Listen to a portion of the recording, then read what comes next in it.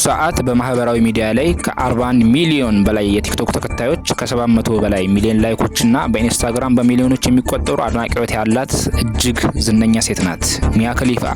ስሟን የማይሰማ ወጣት ለማግኘት ይከብዳል። ነገር ግን ከዚህ ታላቅ ዝናና የሶሻል ሚዲያ ግርግር በስተጀርባ እጅግ አስደንጋጭና አሳዛኝ የጸጸት ታሪክ አለ። አብዛኛው ሰው የሚያውቃት በአዋቂዎች ፊልም ፖርኖግራፊ ዓለም ውስጥ ለዓመታት የቆየች ይመስለዋል። ነገር ግን እውነታው ሚያ ከሊፋ በዚህ ኢንዱስትሪ ውስጥ የቆየችው ለ3 ወራት ብቻ መሆኑን ምን ያህሎቻችሁ ታውቃላችሁ? በእነዚህ 3 ወራት ውስጥ የፈጸመችው ስህተት ግን ሙሉ ህይወቷን ቀይሮታል። ዛሬ ሚያ ከሊፋ እንዴት ወደዚህ ስራ እንደገባች፣ በኢንዱስትሪው ውስጥ ምን እንደደረሰባት፣ ከኢንዱስትሪው ከወጣች በኋላስ እንዴት ህይወቷን ለመቀየር እንደታገለችና አሁን ያለችበትን እውነታ ደረጃ በደረጃ እንመለከተዋለን። ሚያ ከሊፋ ትክክለኛ ስሟ ሳራ ጆ ሻሙን ይባላል። የተወለደችው የካቲት 10 ቀን 1993 በቤይሩት ሊባኖስ ውስጥ ነው። ያደገችው ወግ አጥባቂ በሆነና የካቶሊክ ክርስቲያን ቤተሰብ ውስጥ ነበረ። እንደ ኢሮፓውያን አቆጣጠር በ2001 በሊባኖስ የነበረው የፖለቲካ ቀውስና ጦርነት እየበረታ ሲሄድ እሷና ቤተሰቧ ህይወታቸውን ለማዳን ወደ አሜሪካ ተሰደዱ። በወቅቱ ሚያ ገና የ8 ዓመት ልጅ ነበረች። በአሜሪካ ሜሪላንድ ውስጥ ትምህርቷን ስትከታተል የነበረችው ሚያ የአረብ ስደተኛ በመሆኗ በትምህርት ቤት ውስጥ ከፍተኛ የዘረኝነትና የማግለል ጥቃት ይደርስባት እንደነበረ ትናገራለች። ይህ ሁኔታ በራሷ ላይ ያላትን እምነት አሰጥቷት ነበረ። በኋላም ወደ ቴክሳስ በመሄድ ከቴክሳስ ዩኒቨርሲቲ በታሪክ የባችለር ዲግሪዋን አገኘች። ሆኖም ግን ከዩኒቨርሲቲ እንደተመረቀች ህይወቷ ፈጽሞ ወደማታስበው አስከፊ አቅጣጫ ተቀየረ። እንደ አውሮፓውያን አቆጣጠር በጥቅምት 2014 ሚያ ከሊፋ በቴክሳስ ውስጥ በአንድ የፈጣን ምግብ መሸጫ ውስጥ ትሰራ ነበረ። በወቅቱ እድሜዋ 21 ዓመት የነበረ ሲሆን የገንዘብ ችግርም ነበረባት። በዚህ መሃል ነበር የፖርን ፊልም አዘጋጆች ወደ እሷ የቀረቡት።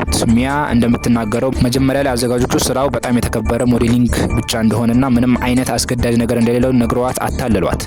በራሷ ላይ እምነት አታ የነበረችው በገንዘብ የተቸገረችው ሚያም ውል ፈረመች። ነገር ግን አንዴ ወደ ስቱዲዮ ከገባች በኋላ ነገሮች ተቀየሩ። አዘጋጆቹ በተለይ ህጋዊ ሰነዶችን በማስፈራራትና የስነ ልቦና ጫና በመፍጠር ያልፈለገችውን ስራ እንድትሰራ አስገድዷት። ሚያ ከሊፋ በዚህ ስራ ላይ የቆየችው ከጥቅምት 2014 እስከ ጥር 2015 ለ3 ወራት ብቻ ነበር። ነገር ግን በእነዚህ 3 ወራት ውስጥ በሚሊዮኖች የሚቆጠሩ ሰዎች ትኩረትን የሳበ አንድ ቪዲዮ ተለቀቀ። በቪዲዮ ላይም የሙስሊም መሸፈኛ እንድታደርግ ተገደደች። ይህ ቪዲዮ ከተለቀቀ በኋላ በዓለም ዙሪያ ታላቅ ቁጣ እንቀሰቀሰ። የሂጃብ ቪዲዮ ከተለቀቀ በኋላ የሚያ በዓለም ትልቁ በሆነው ፖርንሃብ ድረገጽ ላይ በአጭር ጊዜ ውስጥ ቁጥር 1 ተከታይ ያላት ተዋናይ ሆነች። ነገር ግን ይህ ዝናዋ ህይወቷን ወደ ሲኦል ቀየረው። አክራሪው የሽብር ቡድን አይኤስ በሚያ ከሊፋ ላይ የሞት ፍርድን ፈረደባት። አንገቷን እንደሚቀሉ የሚያሳዩ የፎቶሾፕ ምስሎችን በኢሜይሏና በሶሻል ሚዲያ እየላኩ ያስፈራሯት ጀመር። በአሜሪካ ውስጥ ከፍተኛ ፍርሃት ውስጥ ሆና መኖር ጀመረች። በተጨማሪም የገዛ ቤተሰቦቿ ድርጊቷን ባለመቀበላቸው ሙሉ በሙሉ አገለሏት። ከሊባኖስ ከትውልድ ሀገሯ ህዝብ ከፍተኛ ውግዘት ደረሰባት። ሚያ ከሊፋ ዝነኛ ብትሆንም በዓለም ላይ እጅግ ብቸኛና ለህይወት የምትሰጋ ምስኪን ሴት ሆና ነበረ። ይህንን ጭንቀት መቋቋም ያቃታት ሚያ ጥር 2015 ስራውን ሙሉ በሙሉ አቁማ ወጣች። ብዙ ሰዎች ሚያ ከሊፋ በዚህ ስራዋ ላይ በሚሊዮኖች የሚቆጠር ዶላር እንዳገኘች ይመስላቸዋል። ነገር ግን እውነታው ፍጹም ተቃራኒ ነው። ሚያ በቅርቡ በሰጠችው መግለጫ ላይ በእነዚህ 3 ወራት ውስጥ የሰራችው አጠቃላይ ገንዘብ $12,000 ብቻ እንደሆነ ይፋ አድርጋለች። የፊልም ኩባንያዎቹ በሚሊዮን የሚቆጠር ዶላር ሲያተርፉ ለእሷ ግን ጥቂት ሳንቲሞችን ብቻ ነበር የሰጧት። ከሁሉም በላይ የሚቆጫት ግን ስራውን ብታቆምም ቪዲዮዎቿ ዛሬም ድረስ በባለቤቶቻቸው ስም በኢንተርኔት ላይ የተሰራጨ መሆናቸውን፣ እሷ ምንም አይነት መብትና የገቢ ድርሻ የሌላት መሆኑ ነው። ሰዎች ቪዲዮዎቿን ሲያዩ እኔ ዛሬም ድረስ እየተበዘበዝኩ እንደሆነ ይሰማኛል ስትል በከፍተኛ ጸጸት ትናገራለች። የሚያ ከሊፋ አሁን የት ነው ያለችው? በሶሻል ሚዲያ ላይስ ምን ያህል ተከታይ አላት የሚለውን ስንመለከት በቲክቶክ ላይ 41 ሚሊዮን ተከታዮችና ከ700 በላይ ላይኮች አሏት። ኢንስታግራም ላይ ደግሞ ከ26 ሚሊዮን በላይ ተከታዮች አሏት። ዩቲዩብ ላይ ከ800,000 ሰብስክራይቦች በላይ አሏት።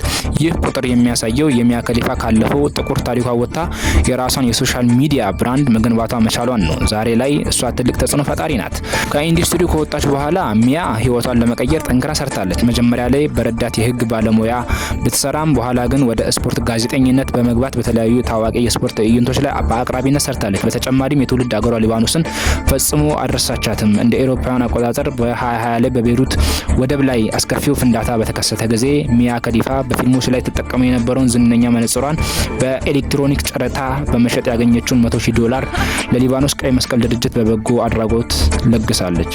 በግል ህይወቷም 2 ጊዜ ትዳር መስረታ የነበረ ቢሆንም ሁለቱም ሳይሳኩላት ቀርተዋል። አሁን ላይ ግን ራሷን ችላ በተለያዩ የፋሽን ስራዎችና የኦንላይን ብራንዶች ላይ እየሰራች ትገኛለች። ሚያ ከሊፋ ታሪክ የአንድ ሰው የህይወት ውድቀትና ስኬት ታሪክ ብቻ አይደለም፣ በተለይ ለወጣቶች ሴቶች ትልቅ ማስጠንቀቂያ ነው። ሚያ ዛሬ ድረስ ወጣቶች ሴቶችን ወደዚህ አደገኛ ተበዝባዥ ኢንዱስትሪ እንዳይገቡ በይፋ ዘመቻ ታደርጋለች። የአንድ ሰከንድ ስህተት ወይም የአንድ ቀን ውሳኔ ሙሉ የህይወት ዘመናቸውን ዋጋ ሊያስከፍላቸው ይችላል ትላለች።